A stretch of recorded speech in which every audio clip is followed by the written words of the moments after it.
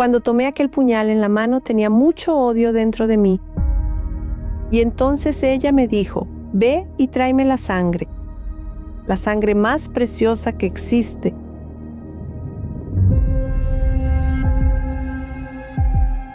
Yo fui fruto de un adulterio.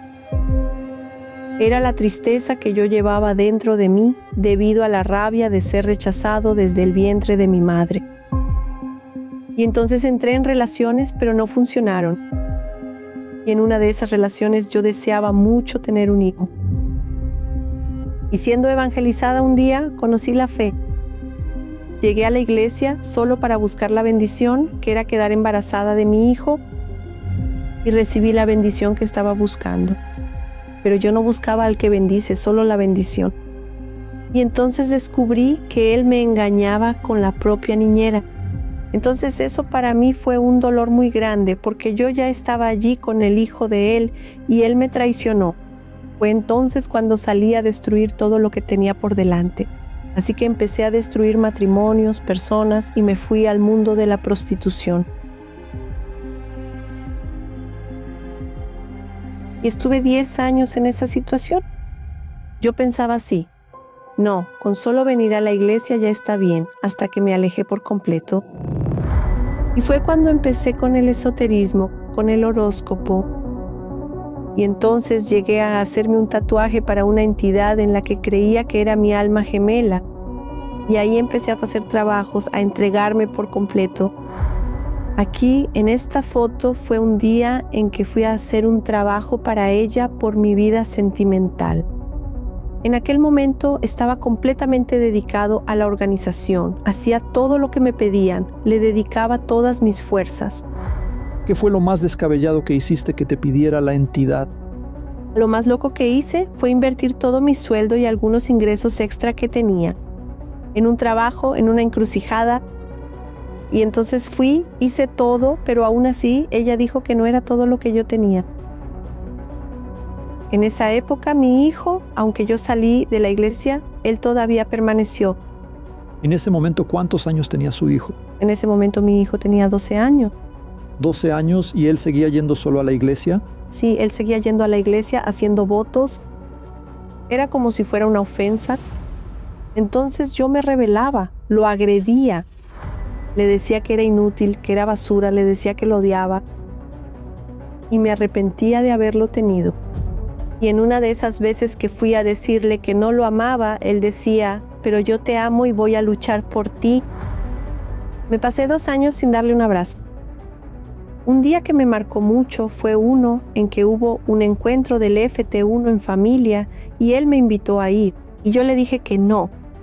Y entonces él dijo, no hay problema, igual voy a ir. Voy a llevar una foto tuya. Y ese día él llevó una foto mía. Cada día hacía más por las entidades. Cada día buscaba crecer ahí dentro y ser alguien ahí dentro. Y el dolor dentro de mí de no tener aquello que él tenía era como si fuera una envidia. Y fue entonces cuando un día puse toda mi fuerza y fui a hacer un trabajo. Fui a hacer un trabajo para la entidad y la entidad simplemente no aceptó ese trabajo. Y ella me dijo, no acepto ni a ti ni a tu trabajo. Porque lo mejor que tienes no es esto de aquí. Lo mejor que tienes está en tu casa. Y entonces ella me dijo, ve y tráeme la sangre más preciosa que hay. Tráeme la sangre de él. Y entonces tal vez te acepte. Y entonces fui. Ya había comprado un puñal. Y entonces dije, no, voy a hacer esto y lo voy a traer aquí para la entidad. ¿Vas a hacer eso con tu hijo? Sí, con mi hijo. Y esa noche salí y ya fui a casa decidida. Subí las escaleras y fui directo al cuarto. En mi mente iba a clavarle el puñal, darle una puñalada en el cuello.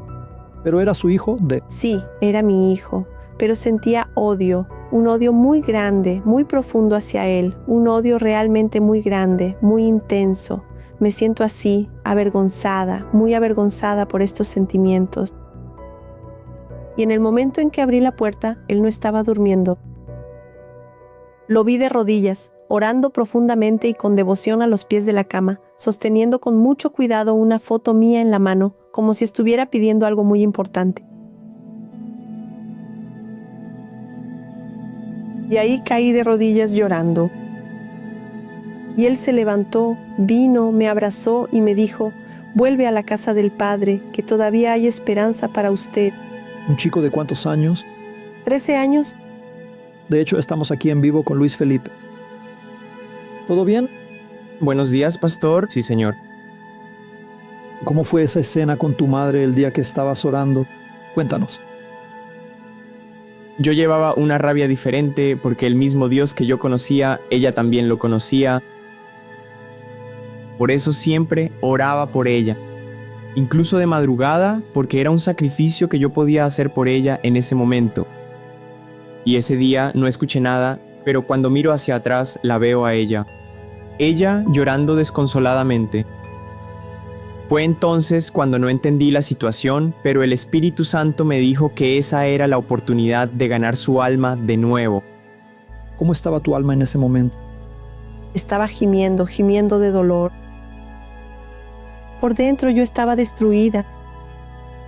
Pero en ese momento ya sentí el abrazo de Dios. Es como un padre que toma a su hijo y lo pone en su regazo. Eso fue un sábado.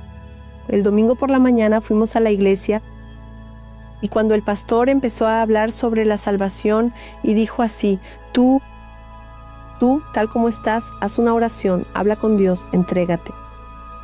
Y entonces le dije a Dios: mira, Señor, aquí estoy. Hice todo para agradar al mundo. No lo logré.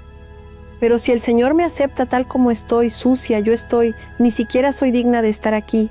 Pero si el Señor me acepta como tu hija, voy a hacer mucho más de lo que ya hice allá afuera.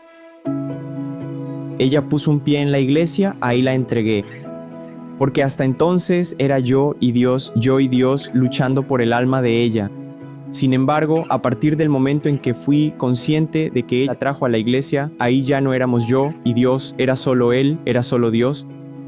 Incluso aquí fue el día de mi bautismo, que fue por aspersión. Todavía estábamos en el periodo de la pandemia. Y ahí decidí que iba a cambiar de vida, que iba a cambiar mi carácter. Pero para eso tendría que buscar recibir el Espíritu Santo. Y entonces vino la hoguera santa, el intercambio de espíritu, que para mí fue un regalo de Dios. Y cuando llegó el día de subir a ese altar, no simplemente subí, lo hice como si yo misma fuera el propio sacrificio. Así que me puse dentro de aquel sobre y le hablé a Dios. Le dije: Padre mío, estoy aquí como una hija pródiga. Así pues, acéptame y dame tu espíritu, porque sin el Señor no podré hacerlo. Y allí sentí una paz, una alegría que nunca había experimentado en todos mis años de vida. Y entonces volví a casa y le llamé. Recibí el Espíritu Santo. Recibí la mayor riqueza de mi vida. Su alegría también se contagió a mí, porque estaba segura de que aquel dolor, aquel sufrimiento, aquel rechazo había desaparecido, había terminado. Hoy en día ella es una persona cariñosa. Hoy me abraza y me dice que me quiere. Nunca te rindas, porque si Él hubiera desistido de mí, no seríamos ni yo ni Él. Es mucha gratitud a Dios. Todo es Dios, ¿verdad? Estamos acostumbrados a ver madres luchando por sus hijos. Pero ahora estamos viendo al hijo luchando por la madre. Sí. Todos mis propósitos en ese momento eran por ella. ¿De qué sirve que mi alma se salve si la de ella no? En la FTU Teens, en familia, yo participaba con la foto de ella en la mano. Sí, hoy me estoy preparando y él también se está preparando para que yo haga como Ana, entregar a mi Samuel en el altar. Que tengo para decir es que jamás hay que rendirse. Puedes orar, buscar y físicamente puede que no veas resultados, pero la obra del Señor Jesús es diferente a la nuestra. Sus planes son diferentes a los nuestros. Así que solo confía en el Señor Jesús, porque su voluntad es perfecta y jamás te rindas con tu familiar. Porque así como el Señor Jesús hizo la obra en mi vida y en la vida de mi madre, Él también con certeza la hará en la tuya.